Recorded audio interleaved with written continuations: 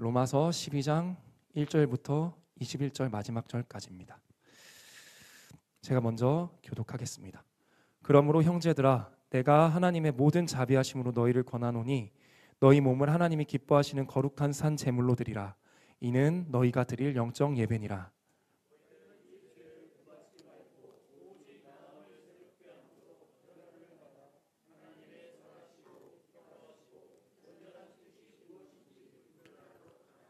내게 주신 은혜로 말미암아 너희 각 사람에게 말하노니 마땅히 생각할 그 이상의 생각을 품지 말고 오직 하나님께서 각 사람에게 나누어 주신 믿음의 분량대로 지혜롭게 생각하라.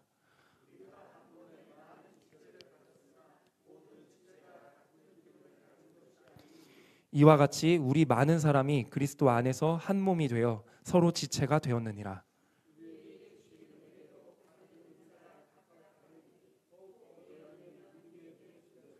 혹 섬기는 일이면 섬기는 일로, 혹 가르치는 자면 가르치는 일로.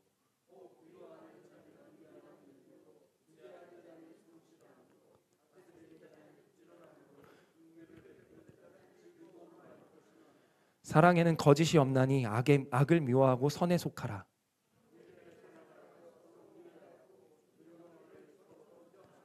부지런하여 게으르지 말고 열심을 품고 주를 섬기라.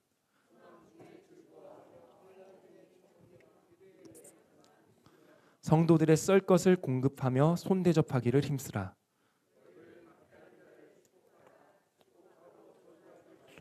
즐거워하는 자들과 함께 즐거워하고 우는 자들과 함께 울라.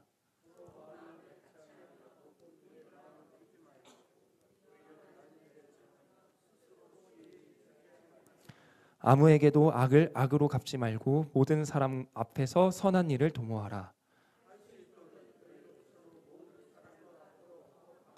내 사랑하는 자들아, 너희가 친히 원수를 갚지 말고 하나님의 진노하심에 맡기라. 기록되었으되 원수 갚는 것이 내게 있으니 내가 갚으리라고 주께서 말씀하시니라.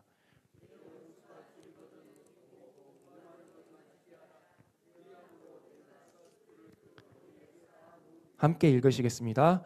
악에게 지지 말고 선으로 악을 이기라. 아멘. 네, 오늘 말씀 제목은요, 삶의 예배자가 된다는 것이라는 제목으로 말씀을 전하도록 하겠습니다. 제가 지금 사역을 시작하고 목회자의 길로 들어선 지 아직 만으로 채 1년이 되지 않았습니다. 3월이 되면 1년이 되는데요. 이 기간 동안 새삼스럽게 느끼게 된 게 하나 있는데, 그게 뭐냐면 제가 복을 참 많이 받았다는 겁니다. 조용히 기도할 때, 하나님 앞에 조용히 기도할 때 하나님께서 요즘에 이런 음성을 들려주신 적이 있어요. 뭐냐면 네가 많이 자랐구나, 옛날보다 많이 컸구나라는 말씀 들려주시지만 동시에 아직 더 많이 가야 된다, 많이 채찍질을 하십니다. 그러니까 당근만 주시지 않고 채찍도 함께 주시는데 이게 얼마나 큰 복이고 은혜입니까? 여러분들도 다 그런 경험들이 있으시죠? 이거 말고도 제가 또 한 가지 감사하고 복되다고 생각하는 것은요, 바로 여러분들 때문입니다. 제가 주일학교에서 전도사로 섬기면서 새삼 느낀 것은 우리 선생님들이 얼마나 귀한지 모릅니다. 한 명 한 명 아이들을 놓고 기도하시고 또 전도하고 신방하고 뒤에서 묵묵하게 일하고 교회에서 예배는 예배대로 섬기는 건 또 섬기는 대로 하시는 모습을 보면 저도 그렇게 기쁜데 하나님께서 얼마나 귀하게 보시고 기뻐하실까 생각이 듭니다. 또 주일학교뿐만 아니라요, 우리 식당에서 봉사해 주시는 분들 또 너무 하나님께서 귀하게 보시지 않겠습니까? 차량으로 섬겨주시는 분들, 청소해 주시는 분들, 예배에서 섬겨주시는 성가대, 우리 악기팀, 찬양팀, 그리고 뒤에서 묵묵히 일하시는 방송실, 정말 한 분도 빠짐없이 다 복됩니다. 또 교회가 주님 뜻대로 잘 운영될 수 있도록 애쓰시는 장로님들, 또 구역회를 이끄시는 분들 등등, 정말로 소리 소문 없이 하나님 뜻대로 살고자 이렇게 노력하는 분들 곁에서 사역하는 것이 얼마나 큰 복인지 다시금 느끼면서 살아가고 있습니다. 이분들의 모든 분들의, 여러분들의 모든 노력들을 한 가지도 빠짐없이 하나님께서 기억하실 줄로 믿습니다. 이러한 사랑과 또 섬김의 모습들은 하나님께 우리가 드리는 일종의 예배입니다. 예배가 무엇입니까? 물론 이렇게 성전에 나와서 찬양을 드리고 기도를 하고 말씀을 듣고 하는 것도 정말로 중요한 예배고, 어떻게 보면 예배의 본질이 다 핵심임에는 틀림이 없습니다. 그러나 하나님께서 우리에게 바라시는 예배의 궁극적인 모습과 형태는 단지 성전에서만 이루어지는 것은 아닙니다. 성전에서의 예배는 우리의 삶으로 드리는 예배 전체의 시작이고 정점이고 핵심이지만 이것이 전부는 아닌 것입니다. 하나님께서는 우리에게 바라시는 예배가 결국 우리의 이 성전에서의 예배뿐만 아니라 우리의 삶 전체가 예배가 되기를 원하십니다. 그리고 우리의 삶 자체가 또 예배가 되기를 바라시는 것입니다.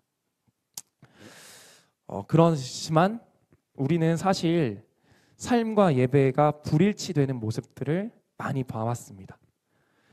그리고 우리 자신도 때로는 성전에서 드리는 예배의 모습과 삶의 모습이 같지 않았던 적 혹은 다른 적도 많이 있었을 것입니다. 그러나 이러한 불일치 속에서 우리가 다시 한번 생각해 봐야 하는 것은 우리의 삶의 모습이 성전에서 드려지는 예배의 모습과 닮아가고 있는가. 즉 우리의 삶의 모습 그 자체가 하나님께 드려지는 예배가 되어가고 있는 점입니다. 이 지점에서 12장 1절 말씀을 함께 봉독해 보실 텐데요. 12장 1절 말씀 같이 읽으시겠습니다. 네. 그러므로 형제들아 내가 하나님의 모든 자비하심으로 너희를 권하노니 너희 몸을 하나님이 기뻐하시는 거룩한 산 제물로 드리라. 이는 너희가 드릴 영적 예배니라. 아멘. 네, 하나님은 우리가 성전에서 예배드리기도 분명히 바라시지만 한 걸음 더 나아가서 우리의 삶 자체가 하나님을 기쁘시게 해드리는 예배가 되기를 원하고 바라시고 계십니다. 삶 전체로 드리는 예배, 삶 자체가 하나님을 예배하는 예배가 되고 하나님을 증거하는 간증이 되어야 하는 것입니다. 여러분들의 삶 자체가 하나님을 높여드리는 여러분만의 예배이자 간증이 되시기를 주님의 이름으로 축원합니다. 그래서 두 번째는요, 이어서 2절을 함께 읽으실 텐데요. 2절 말씀 같이 읽어보시겠습니다.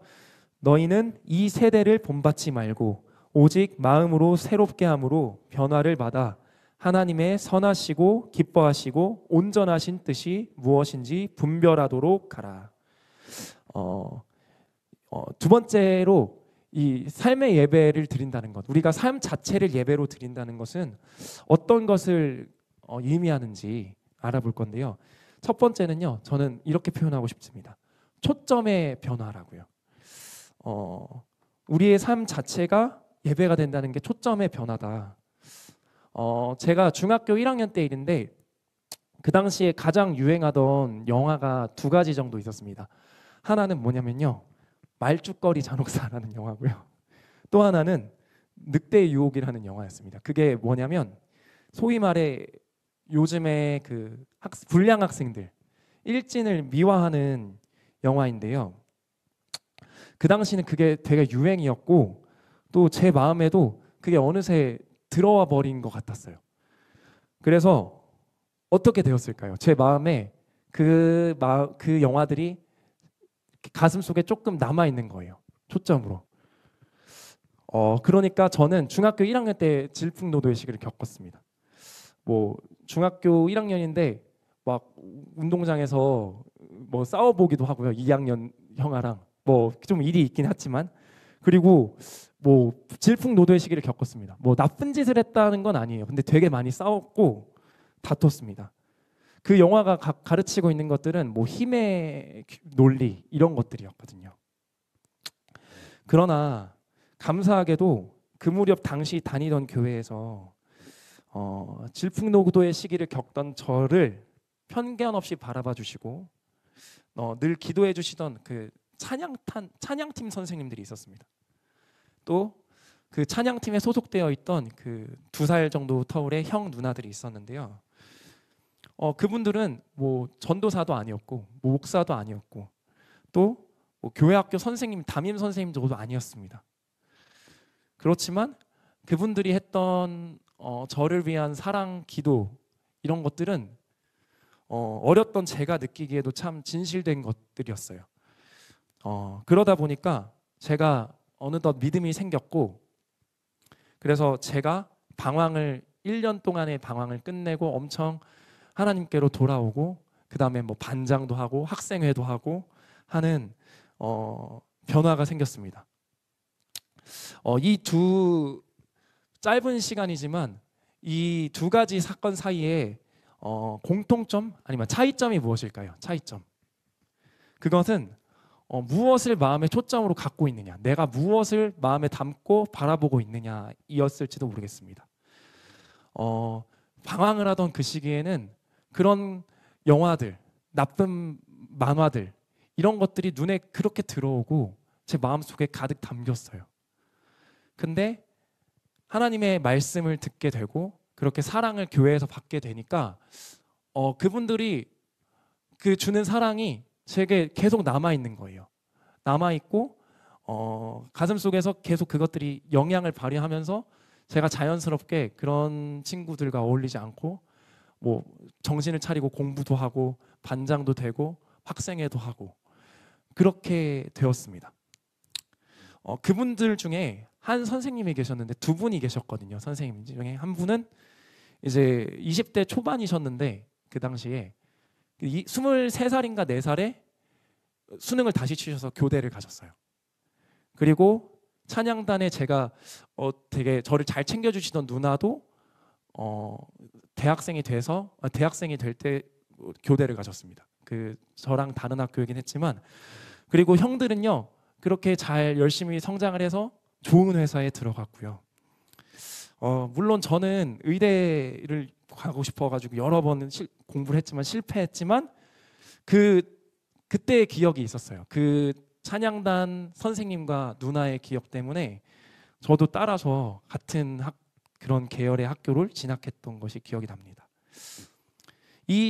그 두 가지 사건의 차이점은요, 뭐가 마음에 계속 머물러 있는가예요.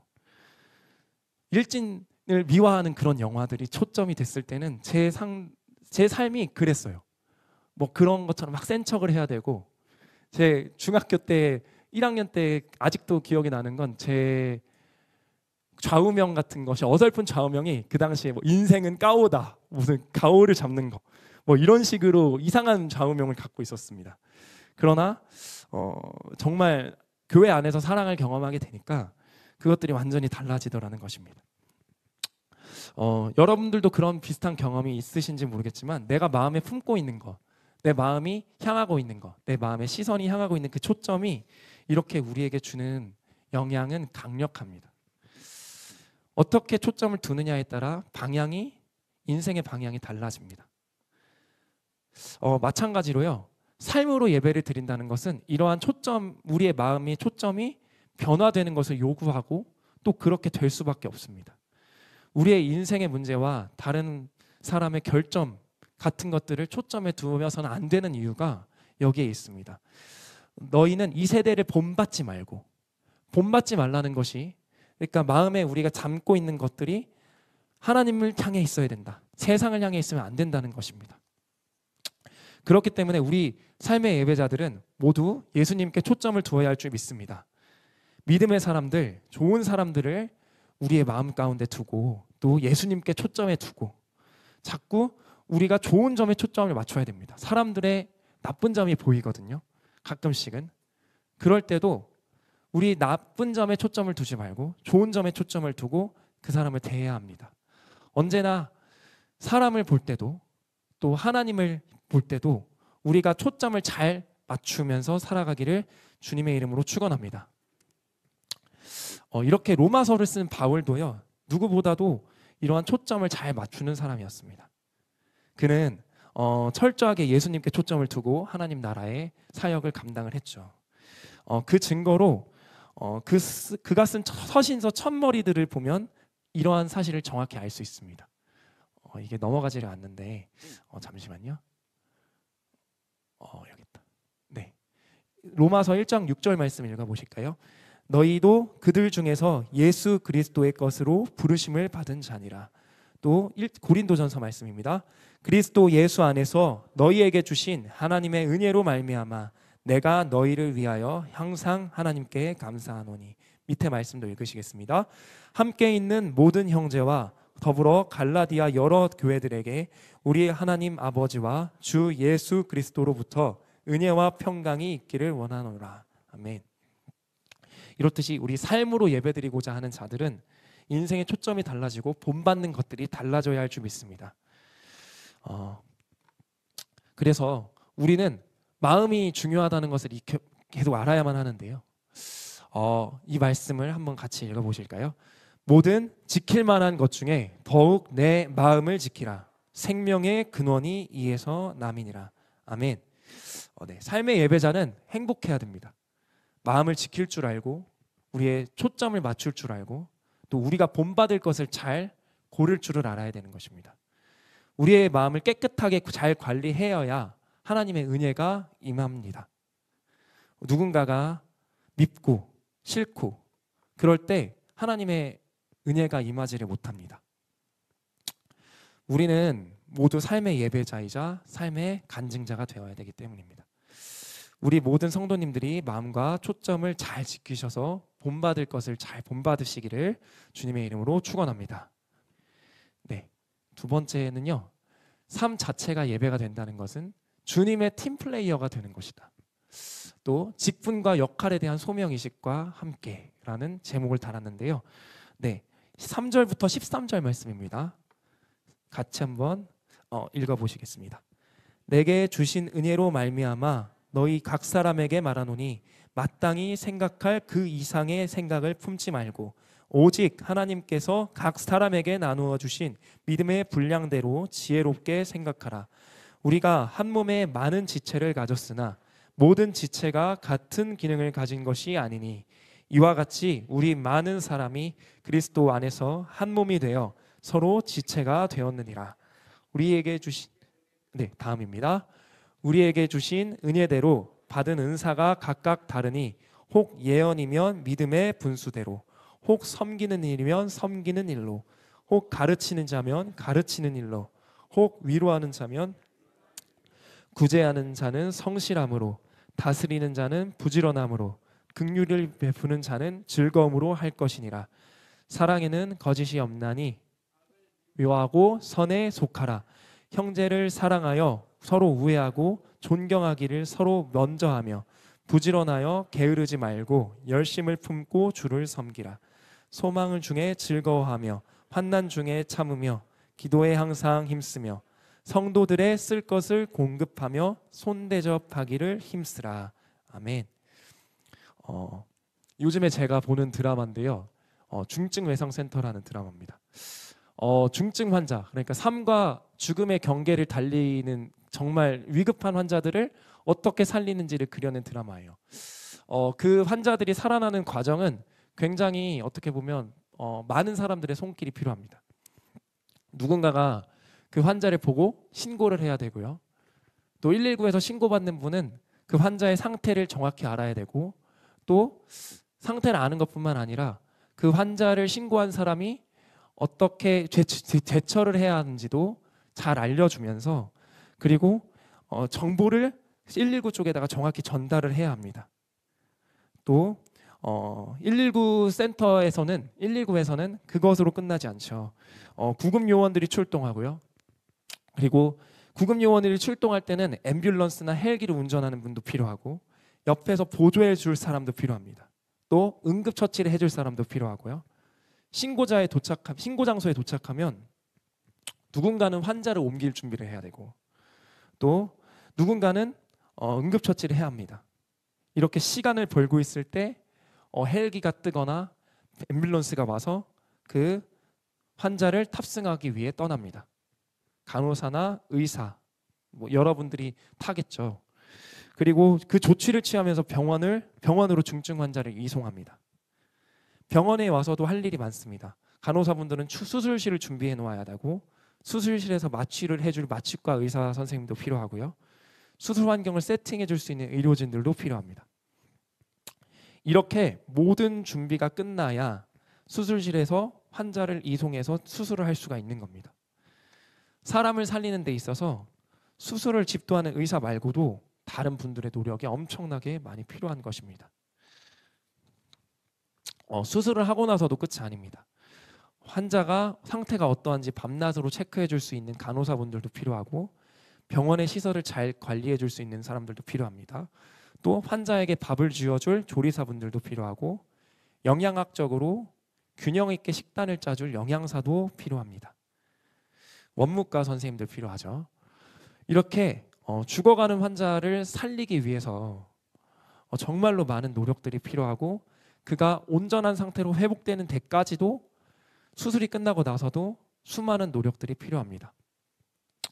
마찬가지로 우리 예수 믿는 사람들도 그렇습니다. 우리는 모두 다 다릅니다. 본문의 말씀에 나온 것처럼 어떤 사람은 교사로 섬기는 일로, 또 어떤 사람은 구제하는 일로 다르게 봉사합니다. 우리는 주님 안에서 각각 가진 특성과 능력대로, 직분대로 다른 역할을 합니다. 그러나 우리의 노력은 공통된 목적을 가지고 있습니다. 그것은 9절 말씀인데요. 9절 말씀 한번 여기 찾아서 한번 읽어보실까요? 9절 말씀입니다. 점나니 악을 미워하고 선에 속하라. 네, 그렇습니다. 삶의 예배자로 부르심 받은 우리 모두는 사랑하는 자들로 부르심을 받았고, 악을 미워하고 선에 속하는 자들로 부르심을 받은 것입니다. 이후 14절부터 21절 말씀인데요.